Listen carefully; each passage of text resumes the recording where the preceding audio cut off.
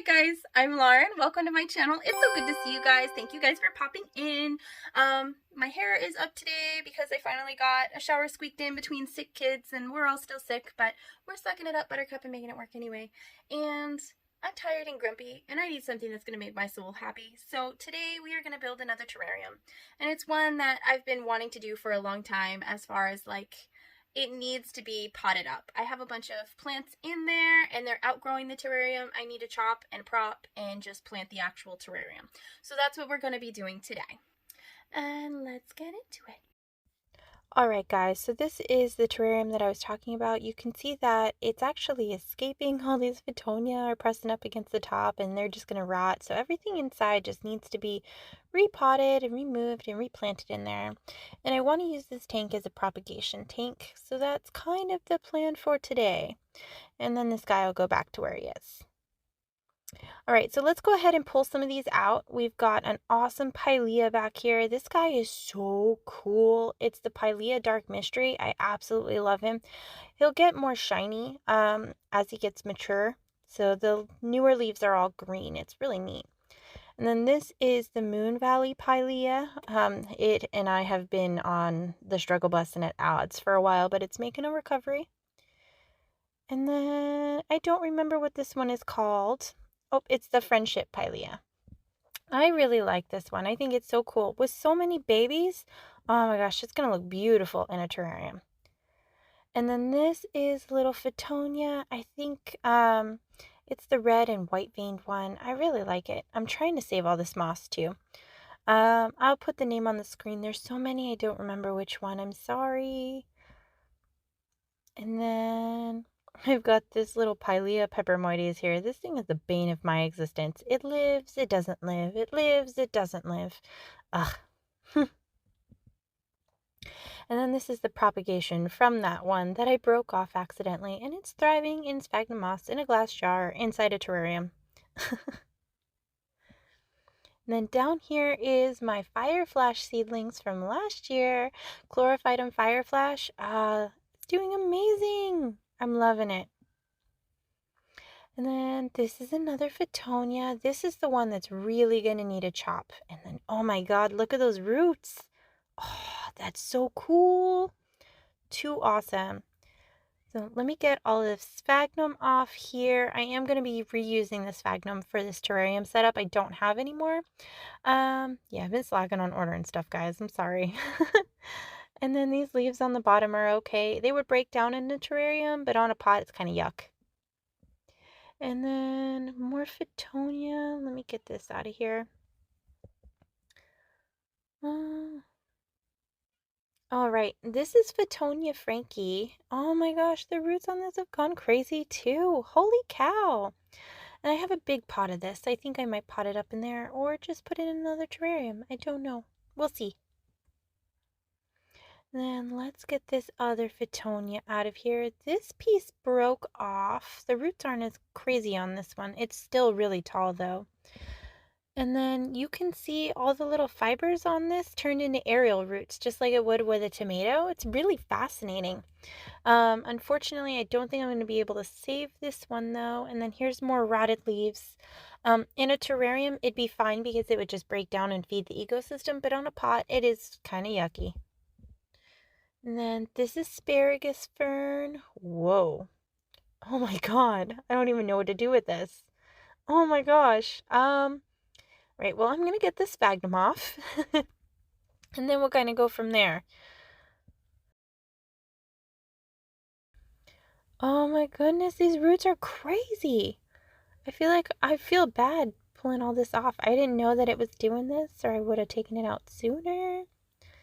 Look at all those roots. This guy is going to need a repot badly.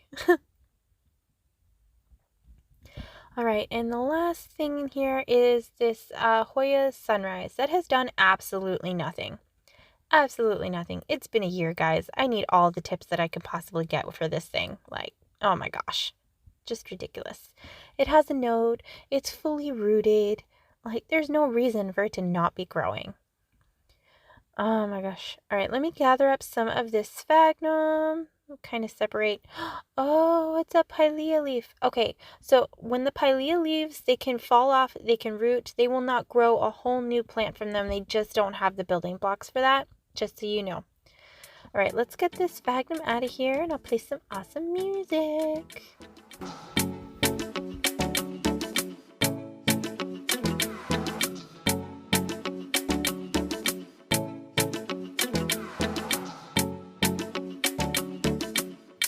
All right, almost got all the sphagnum out, which is great. Now we're going to go ahead and add in the perlite.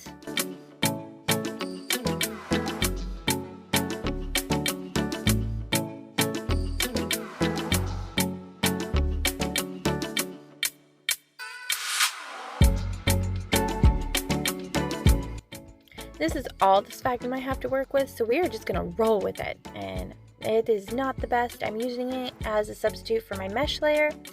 And I'm just going to try to get as much sphagnum as possible and kind of spread it around. I think I might have a little bit left somewhere. Hopefully this works. And then I want to pat it firmly down so that way all of the soil mix is not going to fall right on through this sphagnum into the rocky substrate layer below. And then I did 50% potting soil and 50% perlite for this mix. Just because everybody uses soil all the time and I want to see what it is like. I feel like these plants have been in this particular setup for a while now and they'll be okay with this.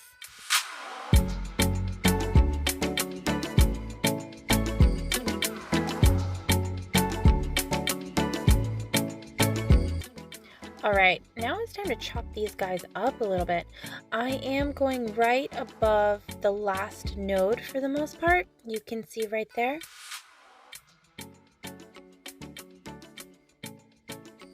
And the reason I'm doing this is because where you chop, the Fittonia will root from the cutting anywhere because of those fine little hairs I showed you earlier. But when I chop it, it is going to sprout the new growth from the node directly under where I chopped. I have a whole propagation video that I did on all of this. I might need to chop that more, I don't know. But this is how you get a bigger, bushier plant. You cut off one stem, it produces two. It's just like a hydra, basically. It's pretty spectacular though, for reals.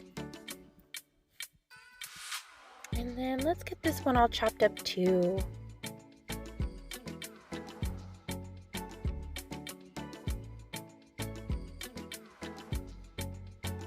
And then these will all grow back. I'm not damaging the plant. I'm just making it more bushy and full.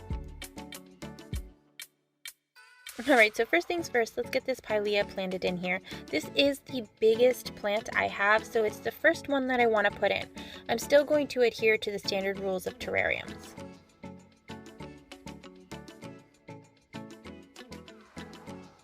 I had to move it around a little bit, but we made it work.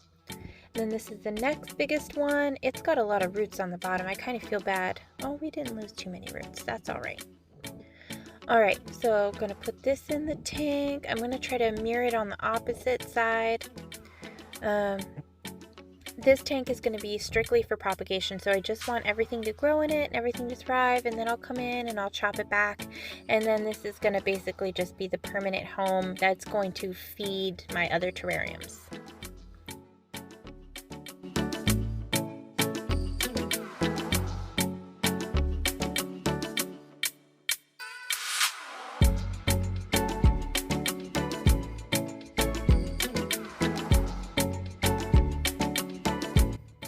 This one is a little bit too tall. I think I'm going to go ahead and chop it back a little bit more. I want it to have some room to grow and branch out before it's hitting the top of the terrarium again. So that's the only downside. And then I know I chopped those down to stumps, but they'll produce new growth from the bottom. It's just going to take longer, but with all these cuttings rooting in this terrarium, it's going to be fine. I will have plenty of plant. And it's kind of nice that a lot of these cuttings already have aerial roots, so I can go ahead and plant them right back in here and not have any problems.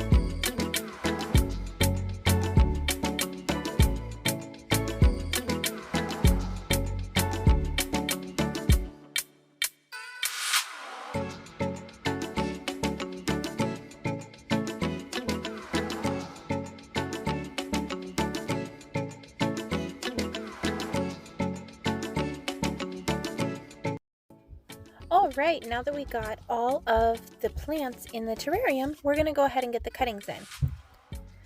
I am adding the cuttings in last because I'm just going to use it to kind of fill up the space because they are going to grow a little bit leggy again, and then I'll chop them back and eventually they'll get nice and bushy like our lovely Pilea friends in here. So, and I'm just taking the cuttings and I'm just shoving the stem down and leaving the foliage out.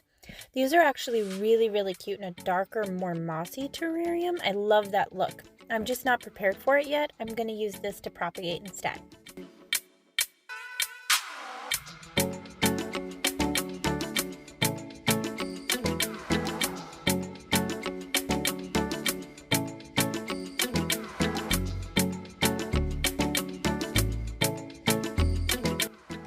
All right, and we got all those in there. Now it's time to water. I did not pre-moisten the substrate, so I will have to go in and I'm going to have to give it a very deep watering. It would be really great if I had an automatic mister, but I just haven't invested in one yet. I don't know. I just haven't done it yet. I should, but I haven't. So I'm watering on the sides and I'm making sure not to get a lot of moisture all over the foliage just because I don't want anything to rot. But this is kind of what it looks like. You can tell where the water is going, so that way you know whether to add more or less by the color changing of the substrate here. You can kind of see there, the darker is more moist and it hasn't gone over to the dry side yet. So, and that's just kind of how I tell. This is how I water all of my terrariums every like 6 months or so. It just looks so beautiful. It could look better and it will look better. I know there's still a lot of soil showing. It's not super fancy, but this is a terrarium for a different purpose. It is not to look pretty, it's to look jungly and be propagated. So it's basically a harvesting terrarium. And there we have it, right back where it belongs. And I'm gonna let it air out, but I'll put these over and put the lid back on probably tomorrow or the day after.